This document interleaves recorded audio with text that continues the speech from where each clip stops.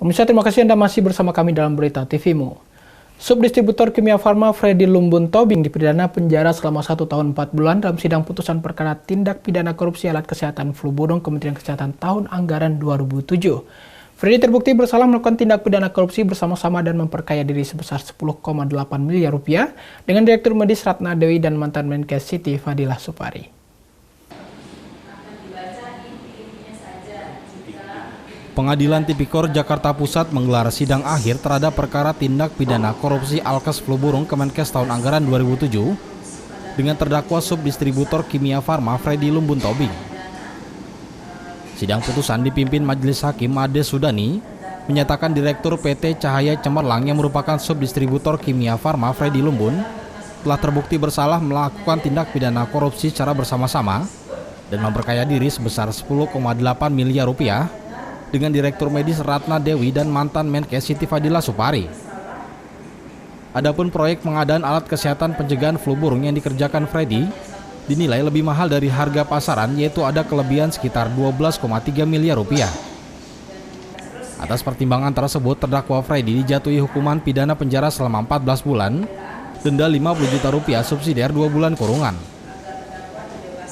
Terdakwa juga dijatuhi hukuman tambahan, yaitu membayar uang pengganti sebesar 1,1 miliar rupiah. Dirasa dan yakinkan bersalah melakukan tindak pidana korupsi secara bersama-sama dan berlanjut.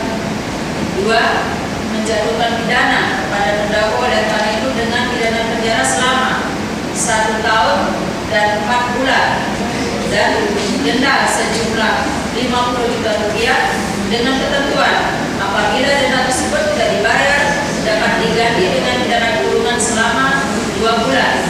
3. Menghukum terdakwa untuk membayar uang pengganti sejumlah sebesar 1.186.960.000 dan seterusnya.